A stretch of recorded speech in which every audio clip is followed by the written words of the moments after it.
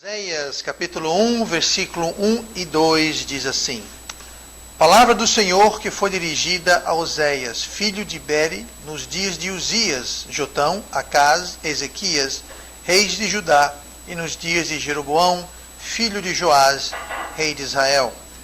O princípio da palavra do Senhor por meio de Oséias. Disse, pois, o Senhor a Oséias: Vai, toma uma mulher de prostituições e filhos de prostituição, porque a terra certamente se prostituiu, desviando-se do Senhor. E vamos orar. Amado, obrigado pela tua palavra. Que o Senhor possa agora nos ensinar através do que nós lemos, que o Senhor possa nos dar entendimento, entender o teu poder para pregar esta noite com eficácia. Eu te peço, em nome de Jesus. Amém.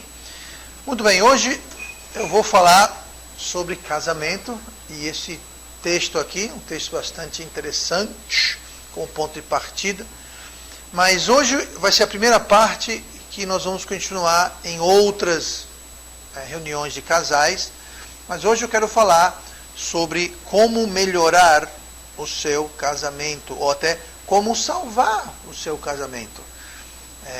Eu espero que nós estamos falando sobre melhorar, né? Que eu saiba, estamos querendo melhorar, não tem ninguém aqui que está em risco de precisar salvar o casamento, mas tanto para melhorar quanto para salvar, a gente vai estar caminhando na mesma direção. Então, nós vamos começar aqui a partir da história de Oséias, que retrata, convenhamos, um casamento terrível, um casamento horrível, como nós vamos ver, e como a introdução aqui no versículo 2 já fala tudo. O que Deus fez foi, ele falou para Oséias, para ele tomar uma esposa que era e seria infiel a ele. Então Deus deu essa ordem para ele. Ele também falou que essa mulher teria filhos e filhas que seriam resultado de adultério dela, traindo ele.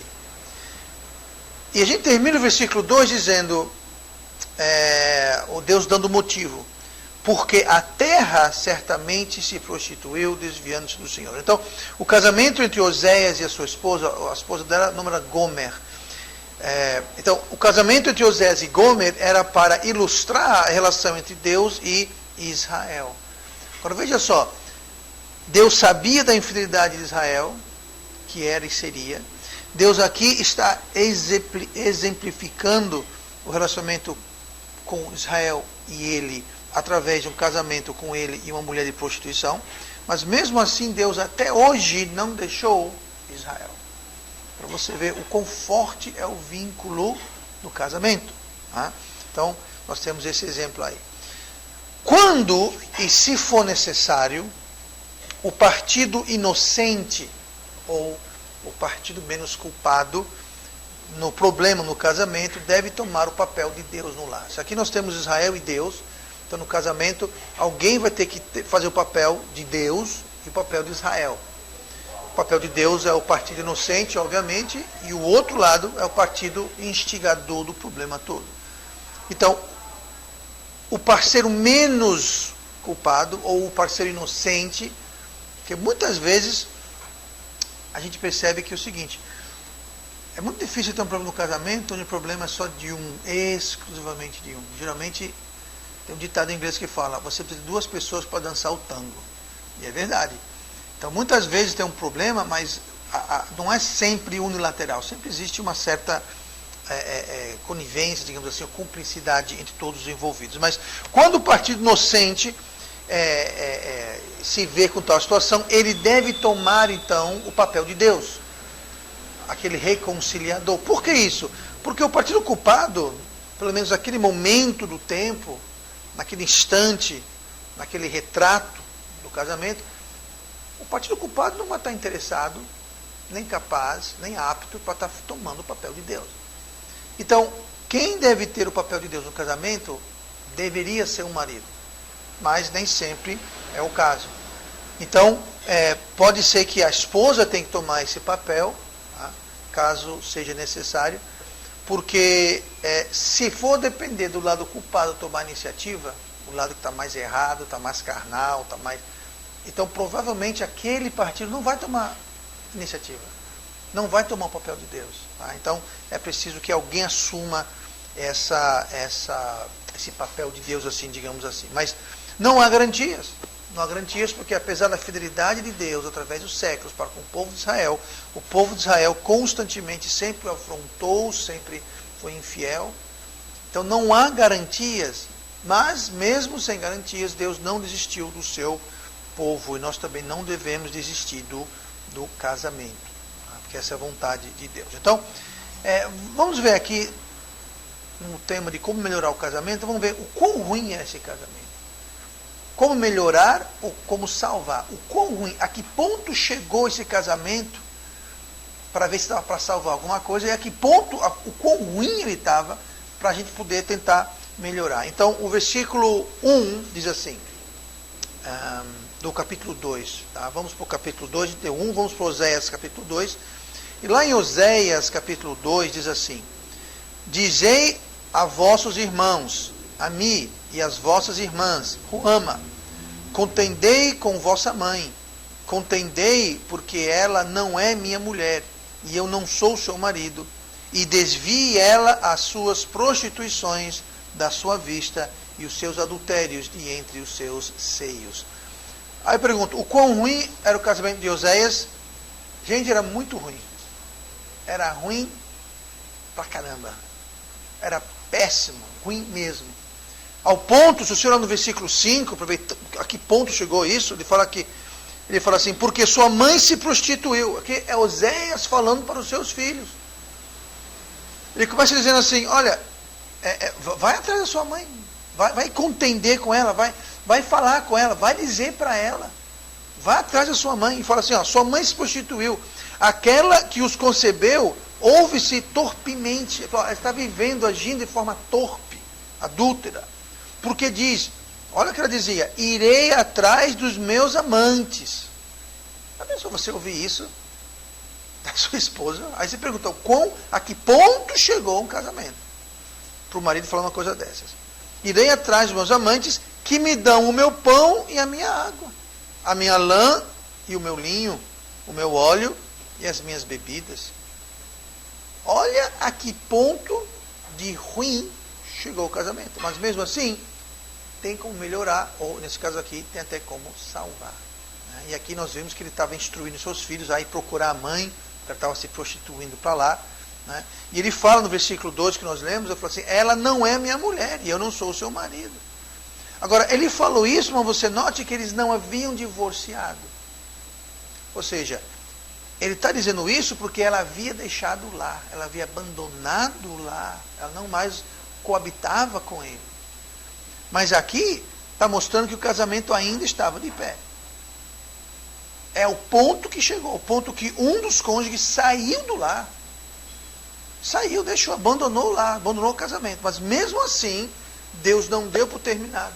Oséias não deu por terminado. E o dia que você achar que o seu casamento está ruim, lembre-se de Oséias. Quando você falar, pastor, o casamento está uma tristeza, eu te garanto que não está como de Oséias. Tá? Não estou dizendo que isso aqui é um exemplo para a gente seguir, mas quão ruim pode ficar um casamento para a gente querer salvar ou melhorar, pode estar tão ruim quanto esse daqui, que é muito ruim. Tá? Ou seja, nunca vai chegar um ponto que a gente pode dizer, meu casamento está tão ruim, está tão esculhambado, está tão detonado, que não tem mais jeito. Tem mais jeito? Não, porque se teve jeito para Oséias, nós vamos ver que teve, se teve jeito para Oséias, se Oséias quis melhorar, salvar o casamento dele, mesmo chegando nesse estado, então a gente não tem para onde correr. A grande diferença aqui é que Oséias não teve escolha. Oséias não escolheu Gomer. A gente viu no versículo 1 que nós lemos, vai, toma uma mulher de prostituições e filhos de prostituição.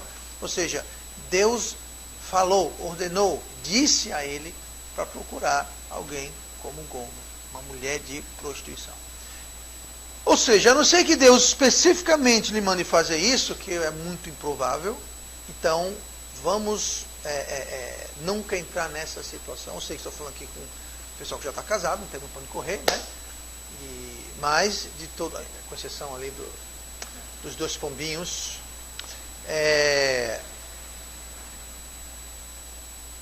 nós temos uma escolha. Por isso que é tão importante a preparação para o casamento, é tão importante a gente fazer a coisa certa antes do casamento, né? Para que a gente possa contar com as bênçãos e com o auxílio de Deus. Então vamos lá. O quão ruim era o casamento de Oséias? Horrível, horrível, péssimo. Por quanto tempo foi ruim o casamento de Oséias? Fala, pastor, está ruim. Só que casamento é assim, às vezes está bem, às vezes está ruim, melhora, piora, altos e baixos. Mas o quão ruim, quanto tempo ficou ruim o casamento de Oséias? Vamos para o capítulo 3. A gente leu o capítulo 1, um pouquinho do capítulo 1, lemos um pouco do capítulo 2, vamos dar um pulinho no capítulo 3, onde nós vamos ver aqui o seguinte, tá? Quanto tempo ficou ruim o casamento? Versículo 1 do capítulo 3. E o Senhor me disse, vai outra vez, ama uma mulher, amada de seu amigo, contudo adúltera, como o Senhor ama os filhos de Israel, embora eles olhem para outros deuses e amem os bolos de uvas. E comprei-a, note bem isso, e comprei-a para mim por 15 peças de prata, e um homem, e meio homem de cevada. E ele lhe disse, tu ficarás comigo muitos dias, não te prostituirás, nem serás de outro homem, assim também eu esperarei por ti. Então você veja como Deus aqui está usando esse relacionamento, esse casamento de Gomer com Oséias, para ilustrar o relacionamento dele com o seu povo. Ele disse isso bem claro aqui, dizendo, comparando, assim como o Senhor ama os filhos de Israel, embora eles olhem para outros deuses. Então é a mesma coisa que estava acontecendo aqui. Mas note aqui, ele fala, vai outra vez, no versículo 1, ama uma mulher amada de seu amigo. Depois ele fala no versículo 2, compre-a. Compre-a. Por que isso? Bom, a situação aqui, você lê depois para se atualizar aqui na situação, mas deixa eu resumir aqui. O que aconteceu é que os anos se passaram, não sabemos quantos, mas os anos se passaram, passou bastante tempo, muito tempo, e ela continuava sendo a mulher adulta que ela sempre foi. Sua beleza se foi, seu charme se foi, mas ela continua sendo adulta. E Deus diz para Oséias para ir atrás e achar a sua esposa. Porque ela tinha desaparecido, sumido, caído do mundo. E Deus fala, vá atrás dela. E o Senhor me disse, vai outra vez, ama uma mulher. Ele falou, vá procurar ela, achar ela. E para comprá-la. Como assim, pastor, comprá-la? Ela estava à venda? Bom, se Deus está mandando comprar, é porque ela estava à venda. Por que ela estava à venda? Naquela época, quando você tinha uma dívida, você não podia simplesmente ligar para o credor e falar, problema seu, se vire. Você não podia falar isso. Você não podia fazer um acordo de parcelar. Não, naquela época você tinha uma dívida, você não pagava, você tinha uma escolha. Você podia, se tivesse filhos, você podia vender seus filhos para a escravidão e com aquele dinheiro você pagava suas dívidas. Ou, se você não tinha filhos, ou se os filhos ficaram espertos e correram, você podia se vender. Você literalmente ia para o mercado e falou, eu estou me vendendo para a escravidão. Eu dou tanto. Muito obrigado, está aqui credor, a minha dívida paga. Pronto, paguei minha dívida, mas eu sou uma escrava, eu sou um escravo. Isso acontecia naquela época. Os pais vendiam filhos, os pais às vezes se vendiam para a escravidão para pagar suas dívidas. Tá? Então, cuidado com o cartão IP, minha gente. Cuidado com o cartão Visa, cuidado, tá bom? Não é bíblico, não, estou brincando, claro que não é bíblico, mas o que aconteceu é o que sempre acaba, o pecado sempre acaba mal. Enquanto ela era nova, tinha sua beleza, seu charme, não tinha problema. Ela tinha aqueles que nós lemos aqui no versículo 5 de Oséias 2, vou atrás dos meus amantes que me dão meu pão, minha água, minha lã, meu linho, meu óleo, minhas bebidas. Só que quando o pecado termina com você, acontece isso, escravidão. Quando o pecado termina com a gente, só fica só o bagaço, só fica só o caco, só fica só o resto. No começo o pecado é bom. Aqui, Gomer, no começo ela tinha pão, tinha água, tinha lã, tinha linho, tinha óleo, tinha bebida. Não faltava seus amantes para lá. Mas quando terminou, ela estava no mercado sendo vendida como escrava. A que ponto o pecado nos leva? Gente, quando o pecado termina com a gente, o que resta não vale lá muita coisa não. Tá? Então é um aviso aqui em relação ao pecado. Mas ele foi comprá-la, porque ela estava à venda, e Oséias foi ordenado a comprá-la e amá-la. Né? Vai outra vez, ama uma mulher, depois ele fala, compre-a, no versículo 2, compre-a para mim. Então Deus deu duas ordens, para você achá-la e comprá-la e amá-la. Você ache ela, achou, então você compre e você a ame. Você compre que você ame. Isso depois de passado anos e anos e anos, que ele precisou sair para ver se encontrava ela, e foi encontrar ela no mercado de escravos. Ela estava endividada, abandonada, e foi lá que ele encontrou. Então, mais uma vez, o quão ruim era o casamento de Oséias? Muito ruim. Quanto tempo ficou ruim? Anos. A Bíblia não especifica, mas foi muito tempo que ficou muito ruim. E mesmo assim, Deus falou, vai procurar. Compre e ame. Aqui temos o ingrediente principal para você melhorar ou salvar um casamento. Amor incondicional. Gomer merecia ser amada ou resgatada, comprada, porque quem comprou ela foi Oséias. Ela não foi vendida aí para um qualquer, não, foi vendida para Oséias. Oséias a comprou. A comprou. Diga uma coisa, ela merecia ser comprada? Não. Mas é aí que está o amor incondicional. Não tem nada a ver com merecer. Não foi o caso que Gomer ela foi capturada e foi levada e se perdeu no tempo e espaço e ninguém nunca mais soube dela. Aí um belo dia descobriram, Oséias, a sua esposa Gomer, ela apareceu, ela é uma escrava e está à venda. Eu vou lá comprar minha esposa que nós fomos separados. Não, não era isso, gente. Não foi isso. Ela estava no mercado de escravos porque ela aprontou a vida inteira, traiu o marido, foi infiel. Ela não merecia ser comprada e amada. Do mesmo jeito que nós não merecemos sermos comprados. A Bíblia fala que nós fomos comprados por um alto preço. Que preço foi esse? Cristo na cruz. E nós não fizemos nada para merecer sermos comprados. Muito pelo contrário. Então, é esse amor incondicional, o amor com que Deus ama Israel, o amor com que Deus ama a nós, os salvos, os crentes, nascidos de novo, é o mesmo amor que deve existir dentro de um casamento para melhorá-lo ou para salvá-lo. Ah, pastor, mas você não sabe o que meu esposo fez. Não interessa, porque não é algo que tem que ser merecido. Ah, pastor, você sabe que minha esposa aprontou. Não é algo que tem que ser merecido. Nem o marido, nem a esposa precisam merecer o amor do outro.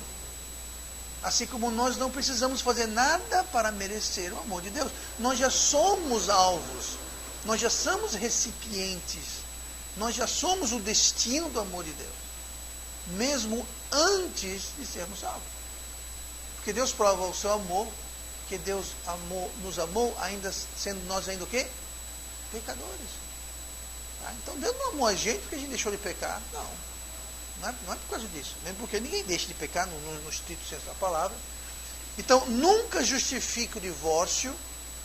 Nunca justifique o divórcio devido a um cônjuge desinteressado ou teimoso. Porque Gomer, ela não estava interessada.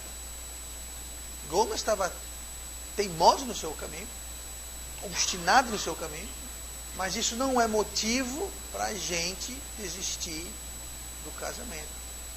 E a gente buscar um divórcio.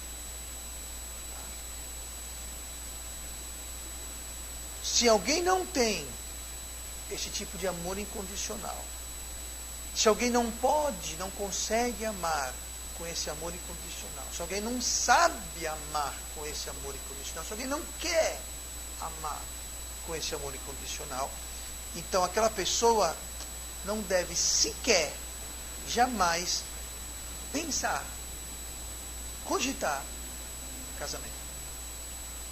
Ah, pastor, esse amor é um amor muito difícil, eu não sou capaz. Então esquece. Então, por que casou? Eu sei que agora é tarde, tá? Com exceção dos nossos casais. Não estou querendo desfazer nada, mas entenda, é necessário esse calibre de amor se for para melhorar. Senão, o seu casamento vai de mal a pior. E para salvar, que de mal a pior chega um ponto que não tem mais salvação. Se não houver esse amor incondicional. Eu te garanto que o seu casamento, eu espero que o seu casamento nunca chegue a esse nível. E na duração que ele durou. Porque foi uma vida, foram muitos anos que se passaram aqui. Porque problemas surgem. O que acontece quando os problemas surgem? Casamento vai ter problema. Geralmente é a esposa. Estou brincando, calma, tô brincando. Casamento vai ter problema. Tá? Então a questão não é se a gente pode evitar problema, porque você não vai evitar problema. A gente pode tentar agir de tal modo que tenha o menos problemas possível, mas te garanto que mais cedo ou mais tarde vai ter problema. Vai ter uma situação, algum atrito, alguma coisa. Então, o que acontece quando surgem os problemas, e isso é tão fácil para melhorar e salvar o casamento, é que existe uma de 3 opções que você vai tomar. O casal vai tomar uma de 3 opções. A primeira opção é o divórcio. O divórcio. Pastor, o que é o divórcio? Bom, o divórcio é quando existe literalmente uma morte. A Bíblia fala que quando o homem e a mulher se casam, os dois se tornam uma só carne, ou seja, os dois se tornam uma só vida. O divórcio é quando tem uma separação, uma morte. Assim como quando a sua alma e seu espírito deixam o seu corpo na morte, pois é, um divórcio é isso, é uma morte. 2 e 1 a só carne, o divórcio é quando há uma morte. Então Deus nunca quer isso. Essa é a opção, entre aspas, fácil. Fácil para quem está de dentro para fora achando, mais fácil é terminar. E não é o mais fácil, porque isso complica demais. Então é o mais fácil. Não é o mais correto, não é o mais simples, é o mais fácil, é a saída fácil, digamos assim. E pessoas que escolhem essa opção são pessoas que estão querendo uma resolução rápida. Mas nem tudo que é rápido é certo. Nem tudo que é rápido é certo. Então, pessoas que escolhem essa opção, elas não têm a maturidade para resolver o problema ao modo de Deus. Por isso que eu falo, se tem um marido e mulher, um casamento, e um dos partidos é o mais culpado, cabe a esse partido fazer o papel de Deus, porque o partido culpado, ele está em outra, pode ser que isso venha mudar, nem sempre, mas quando a pessoa está naquele problema, então o partido inocente tem que tomar o papel de Deus. Mas a primeira opção é o divórcio. Acabou, chega, não quero mais saber, pronto. A segunda opção, que também não é vontade de Deus, é aguentar a barra. As pessoas escolhem essa opção porque elas sabem que divórcio é errado, elas sabem que não é bíblico. E de um certo modo isso é bom, que a pessoa rejeita o divórcio. Mas também não é a vontade de Deus. Eles ficam juntos talvez pelas crianças, ficam juntos porque é mais prático, cômodo, mas gente, casamento não foi feito para ser aguentado, aturado. Casamento foi feito para ser desfrutado, apreciado, vivido. Casamento não é para ser um fardo, uma carga. Casamento não é para ser andar em brasas quentes, um sofrimento, um martírio, uma tortura. Isso não é o propósito do casamento. Mas tem muita gente que se depara com um problema por não haver, primeiramente, o amor incondicional, por não haver um melhoramento da situação. Então as pessoas começam a aguentar. Só que é o seguinte, as pessoas aguentam por um tempo, mas estão caminhando para o divórcio. E mais cedo ou mais tarde o divórcio aparece. Por isso que eu falo, aguentar a barra, segurar as pontas, é marginalmente melhor do que o divórcio. É um divórcio esperando para acontecer. Porque se o seu casamento é um fardo, então você está caminhando na direção do divórcio. Porque o casamento não é para ser um fardo, não é para ser um peso, não é para ser um martírio. Ou a terceira opção é você enfrentar os problemas, mesmo que seja você sozinho. O ideal é que os dois trabalhem juntos, obviamente. Mas se chega um ponto, como no caso de Oséias, chegou um ponto aqui que Gomer, se fosse depender dela, acabou a coisa. E quem segurou a barra, quem segurou as pontas, foi Oséias, por ordem de Deus. Mas então enfrentar os problemas, mesmo que sozinho, essa é a vontade de Deus e essa é a melhor opção. O que é errado é a gente pensar que para resolver ou melhorar um casamento, você precisa de 2 pessoas. Não. Para melhorar ou resolver um casamento, você não precisa de 2 pessoas. Basta uma pessoa. É aí que entra o amor incondicional. Porque se uma pessoa decide amar o seu cônjuge de forma incondicional, no caso de Oséias, a mulher dele era uma mulher de prostituição, tinha filhos de adultério, tinha seus amantes. Se ele não tivesse amor incondicional, acabou. Mas Deus falou, ama como eu amo Israel. Então, quando existe esse ingrediente central do amor incondicional, então o divórcio ele se afasta. E no final, Oséias consegue refazer o seu casamento. Uma pessoa sozinha pode se salvar ou melhorar seu casamento. E é sempre melhor trabalhar junto para melhorar. Porque aí você não precisa trabalhar para salvar. Mas não é uma coisa ou outra. Mas é os dois. Você salva melhorando a cada dia. Não faça desculpas, não busque o caminho mais fácil, mas faça como Oséias. Se Oséias conseguiu, nós conseguimos. É difícil, ninguém falou que é fácil. Mas é possível. O ingrediente central e principal é o amor incondicional. E vamos lá. Pai amado, Deus querido, obrigado pela tua palavra. Ajude-nos a